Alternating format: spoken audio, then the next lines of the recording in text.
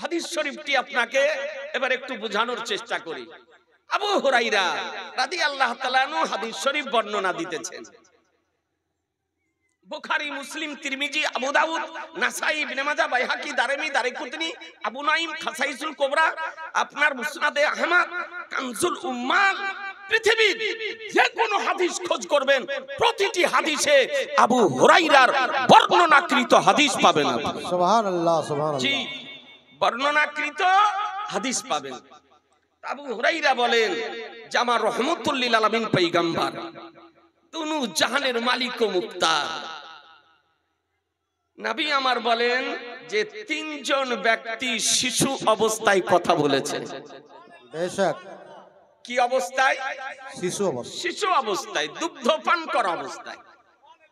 মায়ের কোলে আসার পর, পৃথিবীতে আসার পর, ভূমিষ্ঠ হওয়ার পর তিনজন ব্যক্তি শিশু অবস্থাতে কথা বলেছে। সংবাদ কে দিতেছেন? আমার রাসূলুল্লাহ সাল্লাল্লাহু তাআলা আলাইহি ওয়াসাল্লাম। নবীর পৃথিবীতে বাহ্যিকভাবে আগমনের পূর্বের সংবাদ, জি, পূর্বের সংবাদ দিতেছেন, অতীতের সংবাদ। প্রথম বাচ্চা, আমি যুবকদেরকে বলবো, তরুণদেরকে বলবো একটু ভালো করে শোনার জন্য, মনোযোগ সহকারে। আজিজানে মুহতারাম, তো নবী আমার বলেন প্রথম বাচ্চা তিনি হলেন হযরত ঈসা আলাইহিস সালাম। জি, এই বাচ্চার নাম কি? হযরত ঈসা আলাইহিস সালাম। জোরে বলেন না, হযরত ঈসা আলাইহিস সালাম। এ মা বোনেরা আপনারাও শুনেন ভালো করে, আবার গজল শুনতে পাবেন, কারণ মা বোনেরা ওয়াজ একটু কম বুঝে, না কি বলছেন? ওরা গজলটা বেশি বুঝে। তো ইনশাআল্লাহ আপনাদেরকে গজল শোনানো হবে, তবে একটু শুনেন ভালো করে। আর বহু মা বোন আছে, আজকে দুটো মশলা বলবো মা বোনদের জন্য, আঁচলে যেন একবারে গিট দিয়ে বেঁধে নিয়ে যেতে পারে, বেশি বললে পারে বহন করতে পারবে না। দুটো বলবো, একটি হলো যে নখ পালিশ ব্যবহার করতে পাবে কিনা, আর দ্বিতীয় লিপস্টিক ব্যবহার করা যাবে কিনা মুসলিম মহিলাদের জন্য। জি, অল্প করে বললে মনে বেশি থাকবে, আর বেশি বললে ও কোনোটাই মনে রাখতে পারবে না, তখন সবই আপনার চলে যাবে। তার সঙ্গে আর একটা বলবো মা, জোড় বলবো না, বিজোড়, সেটা হচ্ছে সিটি গোল্ডের চুড়ি পরিধান করা যাবে কিনা। সিটি গোল্ডের চুড়ি আজকাল মা বোনেরা পড়ছে, সোনার চুড়ি আলমারিতে রাখে, আর সিটি গোল্ডের চুড়ি সর্বসময় পরিধান করে। তো এটা পরিধান করা যাবে কিনা এবং পরিধান করে নামাজ পড়া যাবে কিনা, নামাজ পড়লে সেই নামাজ হবে কিনা। মা বোনদেরকে বলি ভালো করে বসেন। শিরনির কথা বললে কিছু ব্যক্তি ওয়াহাবিদের গাজারা করে। জি, মিষ্টি বললে কিছু বলে না, কিন্তু শিরনি যদি বলা যায় তো আর গায়ে আপনার অ্যালার্জি বেরিয়ে যায়। শিরনিতে খুব জ্বলন, তো শিরনি খাওয়া চলবে কি চলবে না, সে মশলাটিও আপনাকে ইনশাআল্লাহ বুঝিয়ে দেওয়ার আপ্রাণ চেষ্টাটা করব। মা বোনেরা ভালোভাবে বসেন, খুব দীর্ঘ সময় চলবে না, যাতে শিরনি ঠান্ডা যেন না হয়ে যায়, এই রকম সময় সভা শেষ করা হবে আর তারপরে বিতরণ করা হবে। হাদিসটি একটু বুঝার চেষ্টা করুন। মাঝে অনেক ফাঁকা জায়গা আছে, পুরুষ মানুষদের বলবো দয়া করে ফাঁকা জায়গা পূর্ণ করুন। আমার দয়ার নবী বলেন যে প্রথম বাচ্চা হযরত ঈসা আলাইহিস সালাম। আপনারা শুনেছেন ঈসা আলাইহিস সালাম আমাদের নবীর পূর্বে এসেছিলেন নাকি? যখন ঈসা আলাইহিস সালাম এসেছিলেন মায়ের কোলে, মা মারিয়াম বাচ্চাকে নিয়ে গ্রামে আসলেন। আচ্ছা, আমাদের নবী তখন এসেছিলেন? কথা বলছেন না যে আসেননি। 500 বছরের ব্যবধান,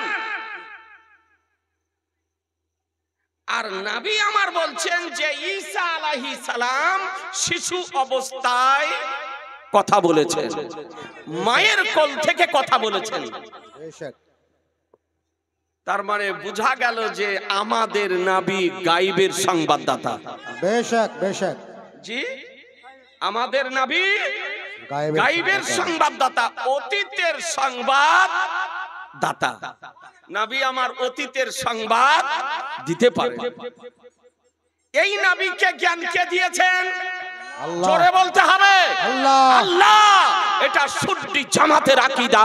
হানাফি বলেন, শাফি বলেন, মালিকি বলেন, হাম্বলি বলেন, চার মাযহাব মান্যকারীদের আকীদা যে অতীতের জ্ঞান খোদা দিয়েছেন, ভবিষ্যতের জ্ঞান খোদা দিয়েছেন, বর্তমানের জ্ঞান খোদা দিয়েছেন, সারা সৃষ্টি জগতের জ্ঞান খোদা দিয়েছেন। বেশক বেশক দিয়েছেন কে? আল্লাহ। আল্লাহ। কাকে দিয়েছেন? নবীকে। নবী। তো তোমার পেটে ব্যথা হবে কেন? হ্যাঁ, তোমার পেটে তো ব্যথা হওয়ার কথা নয়, তোমার তো শরীরে চুলকানি হওয়ার কথা নয়, তোমার তো শরীরে অ্যালার্জি বের হওয়ার কথা নয়, কিন্তু কেন বেরোয়? হ্যাঁ, তার মানে দাল মে কুছ কালা হ্যায়, দাল মে কুছ কালা হ্যায়। তার মানে ওর ঈমানে ভেজাল ঢুকেছে। বেশক और ईमाने भेजाल ढुकेছে। सैयदना আবু বকর সিদ্দিক রাদিয়াল্লাহু তাআলা আনহু নবীর জ্ঞান ইলমে গায়ব কে নিয়ে প্রশ্ন উত্থাপন করেননি। আজকে উমরে ফারুক নবীর জ্ঞান ইলমে গায়ব কে নিয়ে সমালোচনা করেননি। উসমানে গানি নবীর ইলমে গায়ব কে নিয়ে সমালোচনা করেননি। আজকে আলী মুর্তজা নবীর ইলমে গায়ব কে নিয়ে সমালোচনা করেননি। সাহাবায়ে কেরামগণ নবীর ইলমে গায়ব কে নিয়ে সমালোচনা করেননি। ইয়া আজিজানে মুহতারাম, তাবিঈন বলেন, তাবিঈন বলেন, আইম্মাগান বলেন, বুজুর্গানে দ্বীনগণ বলেন, কেউ নবীর ইলমে গায়ব নিয়ে সমালোচনা করেনি, বিরূপ মন্তব্য করেনি। এমন কি কাফের যারা, তারাও জানতো যে নবী যদি হয় তো ইলমে গায়ব জানে। আরে এরা কোন জাতের জাত গো? একে কোন ট্যাবলেট খাওয়া যে খাইয়েছে, কোন ক্যাপসুল যাকে খাইয়েছে, নাজদি ওয়াহাবি ট্যাবলেট। জি, এ বুঝার চেষ্টা করে না। ও আপনার মা পৃথিবীতে আসার পর লিস্ট তৈরি করছে, নবী কি কি জানতো না। বলছে নবী এ জানতো না, নবী ও জানতো না, নবী সে জানতো না। মনে হচ্ছে আল্লাহ ওকে এই করার জন্য পাঠিয়েছে যে তুই যে বসে বসে লিস্ট তৈরি করগা। জি, লিস্ট বানাতেছে। মনে রাখবেন, কেউ জন্ম থেকে মৃত্যু পর্যন্ত নবীর যদি না জানার লিস্ট যদি বানায়, তার সারা জীবনের লাইফের লিস্টকে ভ্যানিশ করার জন্য কোরআন শরীফের একটি আয়াতই যথেষ্ট। মুসলমান, দ্বিতীয় আয়াতের প্রয়োজন হবে না, একটি আয়াতই যথেষ্ট। রব্বুল আলামিন বলেন, ওয়াল্লামাকা মালাম তাকুন তালাম, বলে হাবিব আপনি যা কিছু জানতেন না আপনাকে সব শিখিয়ে দিয়েছি। বেশক, সুবহানাল্লাহ সুবহানাল্লাহ। কোরআন বলতেছে নবী তুমি যা জানতে না তোমাকে আমি সব শিখিয়ে দিয়েছি। বেশক, আর সুবহানাল্লাহ। মুল্লা বলতেছে এ জানতো না, সে জানতো না। বলুন, এ মুল্লার কথা মানবেন না কোরআনের কথা? কোরআন পাকের এ ভণ্ডর কথা মানবেন না কোরআনের কথা? এ ডাক্তারের কথা মানবেন না কোরআনের কথা?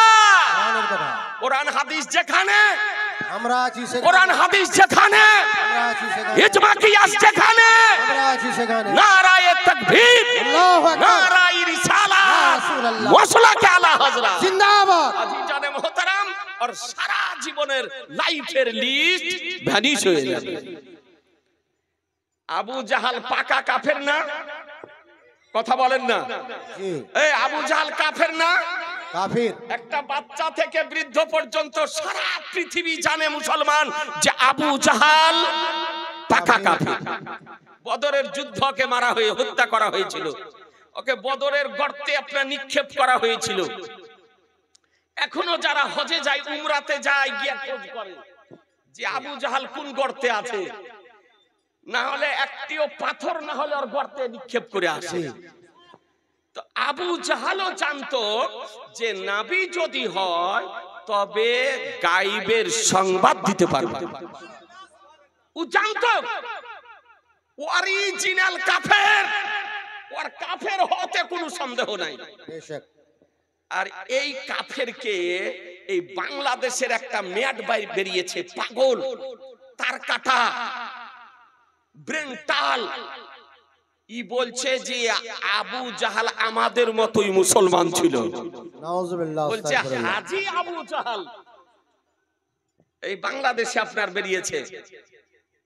ভাবতে পারেন কোনদিন শুনেছেন যে কেউ বলেছে আবু জাহাল মুসলমান? না। আর বলছে যে হাজী আবু জাহাল, আবু জাহাল আমাদের মতনই মুসলমান। এটা সুস্থ লোকের কথা না অসুস্থ লোকের কথা? অসুস্থ লোকের কথা। এই ব্রেন ঠিক লোকের কথা না ব্রেন তাল লোকের কথা? ব্রেনটাল। এটা মুমিনের কথা না কাফেরের কথা? কাফেরের কথা। তাহলে এই রকম কথা যদি বলে তোর দলে যাওয়া চলবে? ওর বক্তব্য শোনা যাবে? ওকে সমর্থন করা যাবে? জি যাবে না। এটা কোন দলের লোক বলবো? আজকাল নতুন কিছু নব্য নামাজি বেরিয়েছে, লেডিস নামাজি। ওর বাপ হানাফি ছিল, ওর দাদা হানাফি ছিল। সারা জীবন ওর বাপ দাদা নাভির নিচে হাত বেঁধে নামাজ পড়ে আসলো। আর আপনার ইউটিউবে কিছু মুসলমানি না হওয়া বক্তার বক্তব্য শুনে রাতারাতি নব্য নেট নামাজি হয়েছে, নেট ফারাজি হয়েছে। এইরকম করে জোর করে মহিলাদের মতন বুকের উপর হাত বাঁধছে গো, দেখেছেন? এইরকম করে এদেরই গুরু বাংলাদেশে তার বাড়ি। ওর নাম হলো আব্দুর রাজ্জাক বিন ইউসুফ। ওরই ছেলে, ওরই ছেলে এই জাতের হচ্ছে লোক। এরপরও আপনি ওই দলে যাবেন? তারপরে আব্দুর রাজ্জাক কি বলছে যে যদি গরু হালাল পশুর পেশাবে যদি কাপড় ডুবেও যদি যায় তো কাপড়টা নাপাক হবে না, ওই কাপড় পরে নামাজ পড়া যাবে। কোন দলের লোক, কোন জাতের লোক আপনি জানেন না? তারপরও আপনি যাবেন ওই দলে? ব্রাদার আল ইসলাম আপনাদেরকে বলতে চাই খুব সাবধান। তো আবু জাহাল জানত যে সে নবী যদি হয়তো গায়েবের সংবাদ বলতে পারবে। উঠিয়ে দেখুন খাসাইসুল কুবরা, পিওর আরবিতে লেখা, 2 খণ্ডে বিভক্ত। আল্লামা জালালউদ্দিন সুয়ুতী রাহমাতুল্লাহ আলাইহি, যিনি জাগতিক আজকে দৃষ্টিতে পৃথিবীতে আমার রাসূলুল্লাহকে একাধিকবার দর্শন করেছেন। সুবহানাল্লাহ, সুবহানাল্লাহ। ও জালালউদ্দিন সুয়ুতী রাহমাতুল্লাহ আলাইহি তিনি হাদিস রট করছেন। তো আবু জাহাল নির্জন জায়গাতে গিয়ে আমার নবীকে পরীক্ষা করার মানুষে কয়েকটা পাথরের টুকরো কঙ্করি উঠিয়ে নিয়ে মুঠ বেঁধে নবীর নিকটে এসে হাজির হলো। হওয়ার পর বলছে আপনি নবী, তো বলুন আমার মুঠের মধ্যে কি আছে? সুবহানাল্লাহ বলেন, একটু জোরে বলেন না। বলছে আপনি নবী, তো বলুন আমার মুঠের মধ্যে কি আছে? আমার নবী সঠিক নবী না বেঠিক নবী, তাই পরীক্ষা করার জন্য ও আপনার বলতেছে যে নবী যদি হয় তাহলে গায়েবের সংবাদ বলতে পারবেন, আর নবী যদি না হয় তাহলে গায়েবের সংবাদ বলতে পারবে না। এটা ওর আকীদা, এটা ওর ধারণা, তার বিশ্বাস। তো আমার রহমতুল লিল আলামিন পয়গম্বর আনিসে বেকাসা সাইয়্যিদে কাউন মাকা বেকাসুকে কাস বেসাহারুকে সাহারা বেচারুকে চারা কারিবুকে হাবি ইয়া তুমি কে বলি শাফিউল মুজনাবিন রহমাতুল লিল আলামিন আলিমে মা কানা ওয়া মা ইয়াকুনের সংবাদদাতা পয়গম্বর বলেন আবু জাহাল, আমি বলবো তোমার মুঠে কি আছে না তোমার মুঠের মধ্যে যে বস্তু আছে সেই বস্তুতে বলবে আমি কে। সুবহানাল্লাহ, সুবহানাল্লাহ। জোরে সুবহানাল্লাহ। নবীর কথা শুনে আবু জাহালের চোখ দাঁড়িয়ে গিয়েছে। আবু জাহালের চোখ দাঁড়িয়ে গেছে। আশ্চর্য ব্যাপার, ও তো বুঝতেছে যে আমার মুঠের মধ্যে পাথরের টুকরো আছে, যার প্রাণ নেই, যার দর্শন শক্তি নেই, যার শ্রবণ শক্তি নেই, যার চলার শক্তি নেই, নড়াচড়া করতে পারে না, এই রকম প্রাণহীন পাথরের টুকরো আমার মুঠের মধ্যে আছে। ই আবার কথা বলবে কেমন করে? তো শেষ পর্যন্ত আবু জাহাল সিদ্ধান্ত নিল যে এটাই বলা হোক যে আমার মুঠের মধ্যে যে বস্তু আছে সেই বস্তুতে যদি বলতে পারে তো সব থেকে ভালো।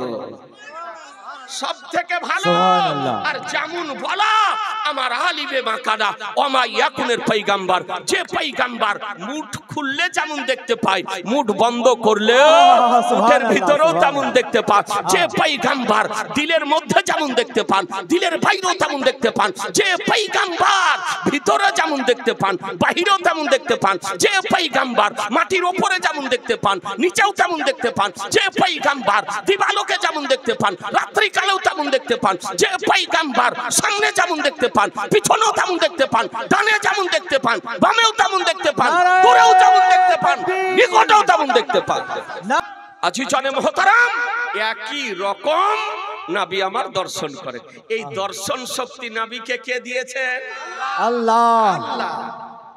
এ কেন বুঝে না, কেন বুঝতে পারে না?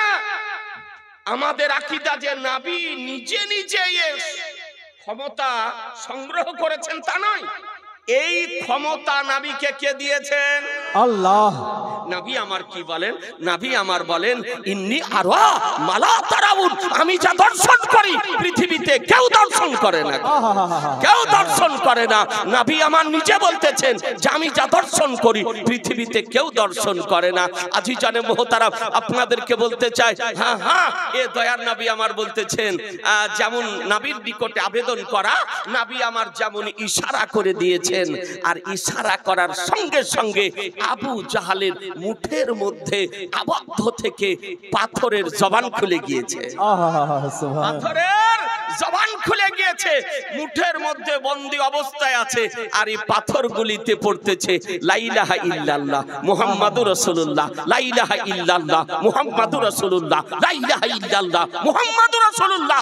আবু জাহাল চিন্তা করে দেখলো, আমার মুঠের মধ্যে থেকে নবীর প্রশংসা, আমার কবজাতে থেকে নবীর প্রশংসা, আমার কন্ট্রোলে থেকে নবীর প্রশংসা, আমার অধীনে থেকে নবীর প্রশংসা, আমার আয়ত্তে থেকে নবীর প্রশংসা, আমার হাতে থেকে নবীর প্রশংসা, সঙ্গে সঙ্গে পাথরের টুকরোগুলিকে জমিনে ফেলিয়ে দিয়েছে।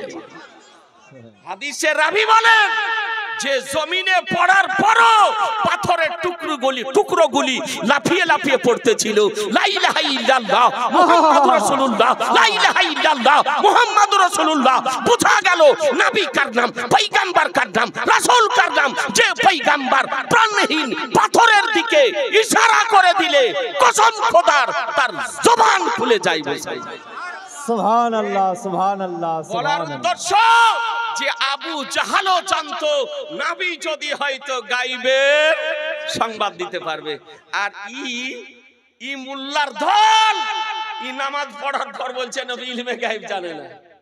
তাহলে কোন দলের লোক হবে ওকে হিসাব করেন। জি ব্রাদারান ইসলাম বলছে নবী ইলমে গায়েব জানে না। কোরআন বলতেছে ওমা হুয়াল গায়বে বেদানি, বেশক ও নবী মুস্তাফা ইলমে গায়েব বলাতে কৃপণতা করেন না। আহা সুবহানাল্লাহ। নবী ইলমে গায়েব বলাতে কৃপণতা করেন না, নবী আমার ইলমে গায়েব বলেন। আর এই পাগলেরা বলতেছে নবী ইলমে গায়েব জানে না। একে তাড়াতাড়ি রাঁচি পাঠানোর দরকার, আর ব্রেনের চিকিৎসা করানোর দরকার। আজিজানে মুহতারাম, আমার দয়ার নবী বলতেছেন যে ঈসা আলাইহিস সালাম শিশু অবস্থায় কথা বলেছিলেন। আপনারা জানেন যে হযরত ঈসা আলাইহিস সালামের পিতা ছিল না। ঈসা আলাইহিস সালামকে আল্লাহ তাআলা তার রূহকে জিবরাইল আলাইহিস সালামের ফুকের মাধ্যমে মা মারিয়াম রাদিয়াল্লাহু তাআলা আনহার পেটে প্রেরণ করেছিলেন। ঈসা আলাইহিস সালামের মায়ের নাম কি? মারিয়াম। একজন মহিলার নামে একটি সূরা আছে, বেশক জি হুজুর, সূরা মারিয়াম। আর কোরআন শরীফের মধ্যে 1,24,000 পয়গম্বরের মধ্যে সাহাবীর মধ্যে একজন সাহাবীর নাম আছে। কজন বললাম? একজন সাহাবীর নাম আছে। রাদারান ইসলাম আর কোরআন শরীফের মধ্যে আমার নবী পাকের নাম 4 জায়গাতে। জি জি জি। কয় জায়গাতে? 4 জায়গাতে আমার নবীর নাম বর্ণিত হয়েছে। রাদারান ইসলাম তো ভালো করে শুনুন। তো হযরত জিবরাইল আলাইহিস সালাম আসার পর ফুঁক দিলেন, আর তার ফুঁকের মাধ্যমে ঈসা আলাইহিস সালামের রূহ মা মারিয়ামের পবিত্র উদরে আসলো। সুবহানাল্লাহ। আল্লাহ তাআলা বিনা পিতায় মানব পাঠাতে পারেন না? পারেন না? বেশক। জি, পিতা মাতা ছাড়া আদম আলাইহিস সালামকে তৈরি করেছেন। বেশক। করেননি? জি হ্যাঁ। আদম আলাইহিস সালামকে আল্লাহ জান্নাতে পাঠালেন, জান্নাত ভ্রমণে তার ইচ্ছা মোতাবেক আল্লাহ তাআলা আদম আলাইহিস সালামের আরামকৃত অবস্থায় ফেরেশতার দ্বারাতে বাম পাজারের একখানা বাঁকা বাতা বের করে নিয়ে মা হাওয়াকে তৈরি করে দিলেন। বেশক। আদম আলাইহিস সালামের তৈরি জান্নাতের বাইরে, আর মা হাওয়া রাদিয়াল্লাহু তাআলা আনহার তৈরি জান্নাতের ভিতরে। জান্নাতের মধ্যে। জি, একখানা পাঁজরের বাঁকা বাতা দিয়ে। জি, এই জন্য মায়েদের মধ্যে বাঁকা ভাবটা আছে। এ মা, রাগ করিয়েন না, বাঁকা ভাবটা আছে। যত বড়ই শিক্ষিতা বলেন, ওর মধ্যে বাঁকা ভাব থাকবে। এবার আপনি ওকে যদি সোজা করব মনে করেন তো সোজা হবে না, সোজা হবে না। এবার সোজা যদি করতে যান, ইয়া বাঁশের লাঠি নয়, বেতেরও লাঠি নয় যে আগুনের তাপ দিয়ে সোজা করবে। একে যত তাতাবেন তত বাঁকা হবে। জি, ওকে যত তাতাবেন তত বাঁকা হবে। আর ওকে সোজা যদি করতে যান তো ভেঙে যাবে, আর ভেঙে যাও মানে তালা। এই জন্য অনুরোধ করবো, কে সোজা করার চেষ্টা করিয়েন না, ওই রকম বাঁকা নিয়েই জীবন যাপন করিয়েন। বুঝানোর চেষ্টা করিয়েন যতটা হয় ভালো করে, তবে মারিয়েন না। আজকাল তো একাধ মানুষ আপনার পাইকারি হারে মারছে গো, কোন জায়গায় দেখাশোনা নাই। আপনি বিবি বলে যেখানে সেখানে মারতে পাবেন না। আজকে আল্লাহর ওলির ওরুস শরীফে আপনি মশলাটা ভালো করে শুনেলেন, চেহারাতে মারতে পাবেন না, মাথায় মারতে পাবেন না, চুলের মুঠি ধরে চুল ধরে মারতে পাবেন না, পেটে মারতে পাবেন না, হাড়ে মারতে পাবেন না, বুকে মারতে পাবেন না। তাহলে পাবেন কোথায়? পিছন দিকে, মাংসের উপরে। পিছন দিকে খুব রাগ যদি হয়, সংশোধন করার জন্য মারা যায় যাচ্ছে পিছন দিকে। কথা বুঝতে পারলেন আপনি? তাই বলে চেহারাতে, এই নাকে, কানে, মাথায়, পেটে, বুকে, এই সব জায়গাতে মারা যায়, মারতে পাবেন। আর গালি তো দিতেই পাবেন না, কাউকে গালি দিতে পাবেন না। অনেক মানুষ পাইকারি হারে গালি দেয়, গালি দেওয়া যাবে না। না স্ত্রীকে গালি দেওয়া যাবে, না ছেলেকে গালি দেওয়া যাবে, না কোনো মুসলমানকে গালি দেওয়া যাবে, গালি দেওয়া যাবে না। মা বোনদেরকে বলে আপনারাও মুখ সামাল দিয়ে দেন, আজকের জালসা থেকে আপনারাও গালি দিয়েন না। জি, না কি বলছেন? যেমন পুরুষেরা পাবে না, তেমন মহিলারা গালি দিতে পাবে না। আজি জানে মোহতারাম, তো হযরত ঈসা আলাইহিস সালাম মায়ের কোলে আসলেন। তো মা মারিয়াম রাদিয়াল্লাহু তাআলা চিন্তায় পড়ে গেলেন। ভূমিষ্ঠ হলো তো মা মারিয়াম বাচ্চাকে নিয়ে চিন্তা করতেছেন যে আল্লাহ, আমার স্বামী নেই, আমার বিবাহ হয়নি, আমি এই নূরের বাচ্চাকে নিয়ে গ্রামে যদি যাই, দেশে যদি যাই, এলাকাতে যদি যাই, তারা কি বলবে? তাদের প্রশ্নের উত্তর কেমন করে দেব?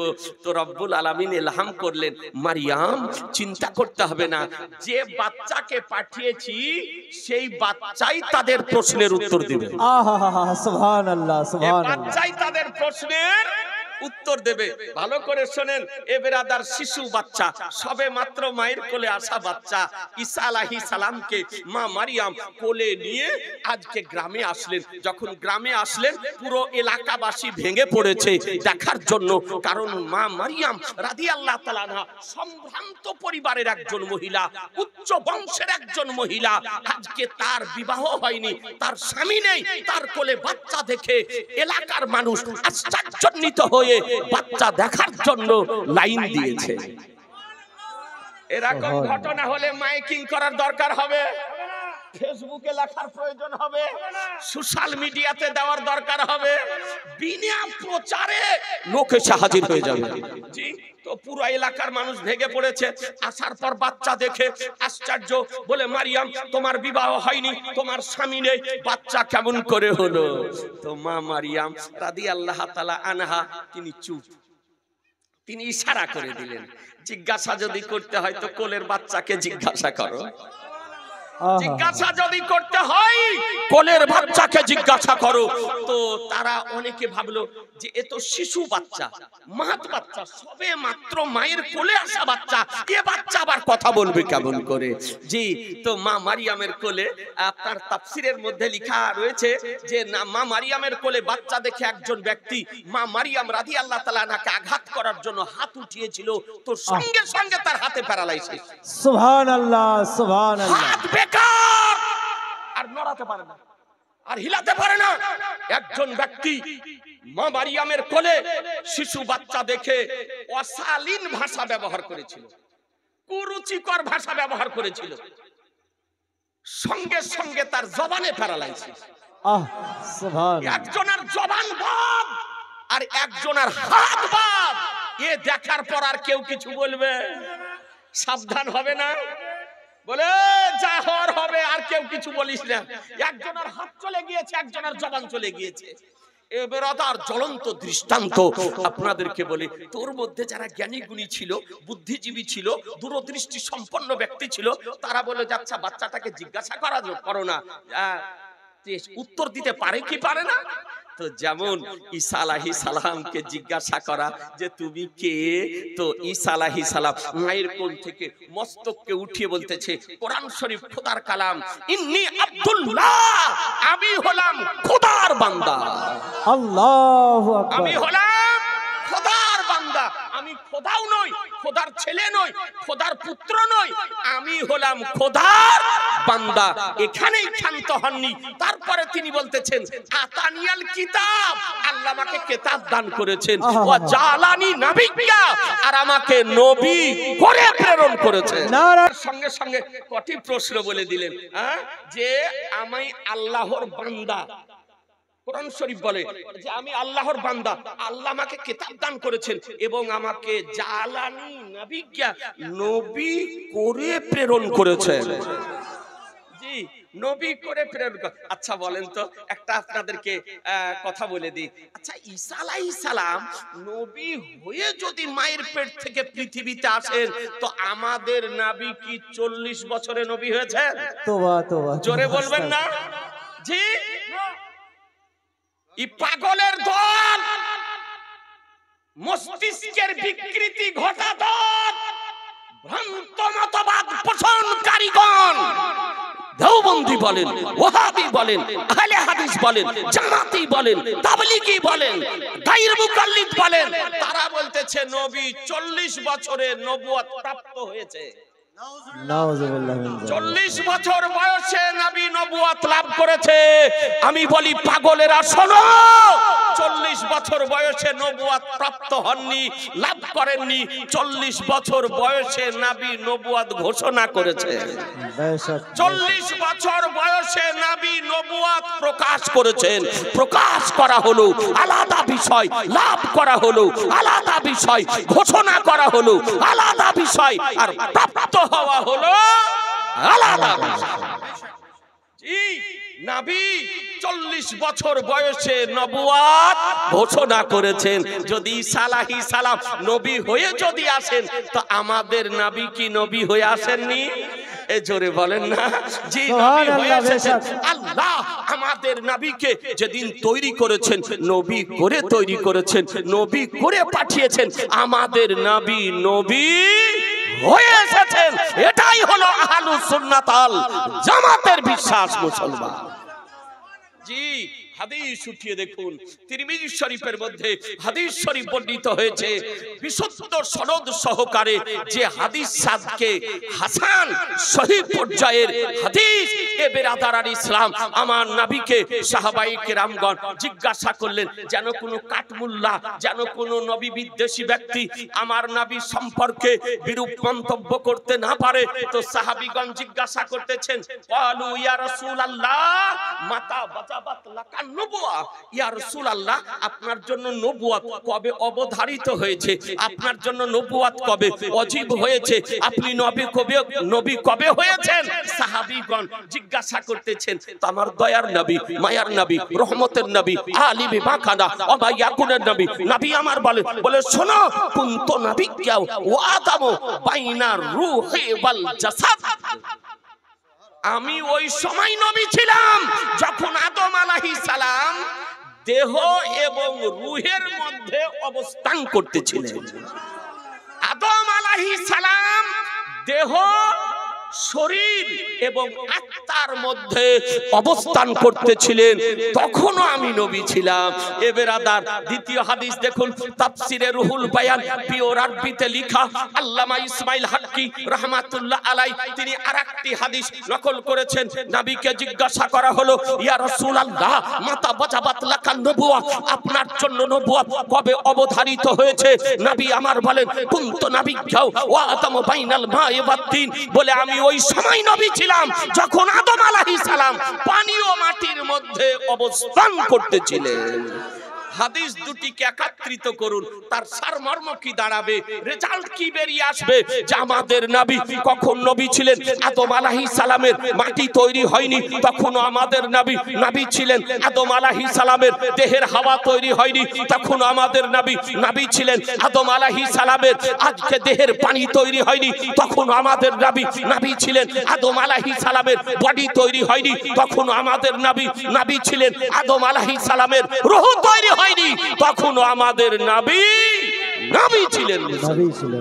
সুবহানাল্লাহ, সুবহানাল্লাহ। বেশক হযরত ঈসা আলাইহিস সালাম বললেন, জালানি নবিয়্যা, আমাকে আল্লাহ নবী করে প্রেরণ করেছেন।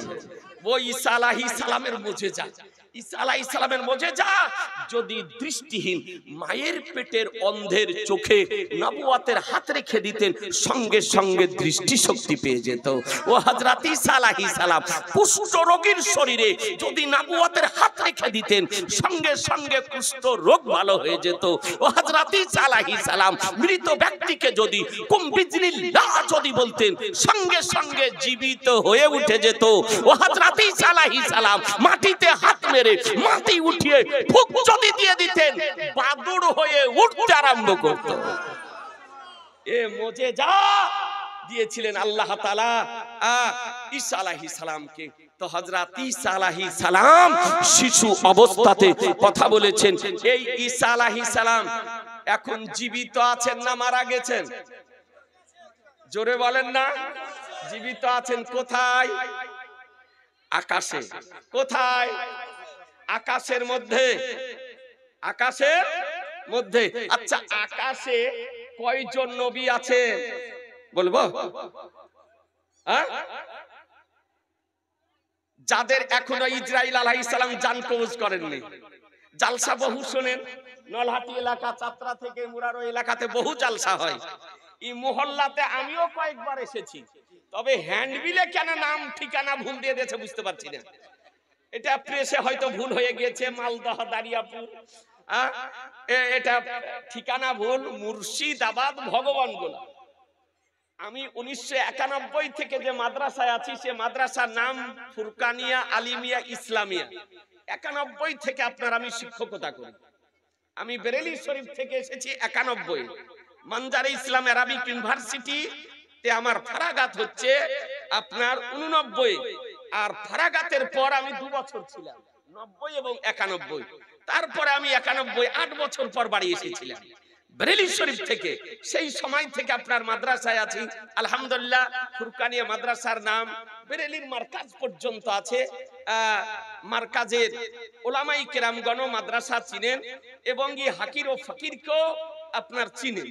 তো ব্রাদারান ইসলাম, আমি তো আশ্চর্য মালদহ দারিয়াপুর দেখে, এটা হয়তো প্রেসে গিয়ে মিস্টেক হয়ে গিয়েছে। আলহামদুলিল্লাহ এ ব্রাদারান ইসলাম, তো বলতেছিলাম ভালো করে একটু শুনেলেন। হ্যাঁ হ্যাঁ, তো আমার দয়ার নবী, মায়ার নবী, রহমতের নবী, কুল কায়নাতের নবী জানিয়ে দিয়েছেন আকাশে কয়জন নবী জীবিত আছেন যাদের এখন পর্যন্ত ইসরাইল আলাইহিস সালাম রূহ নেন। যে নবীগণ সামান্য সময়ের জন্য ইন্তিকাল করেন। বলবো? সবাই বলছেন না, বলবো? তাই মাজার শরীফের জন্য একটা ভাই 5,000 টাকা দেন না, 5,000 টাকা একটা ভাই। সুবহানাল্লাহ, সুবহানাল্লাহ।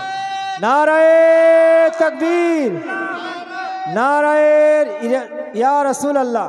1 2 3 4 5 6 7 8 9 10, বেশি চাহাই ভালো ছিল গো ভাই, নাকি? যাক, মাজারের কাজ যা বাকি আছে কাজগুলো যেন হয়ে যায় আপনার। জি, মাজারগুলির কাজ যেন হয়ে যায়। ব্রাদারান ইসলাম, যে আজকে ওয়াকফ সংশোধনীয় বিল যে পাস করা হয়েছে অবৈধভাবে, এই আইনের আমরা নিন্দা জানাই, ধিক্কার জানাই। এই আইন প্রত্যাহার করার জন্য আমরা দাবি জানাই। মুসলমান, এই আইন আমরা মানছি না, মানব না, মানছি না, মানব না।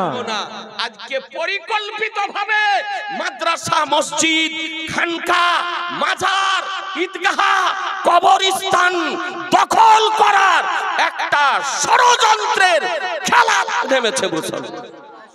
বেশক, বেশক। আমরা এই আইন মানছি না, মানব না। মানব না।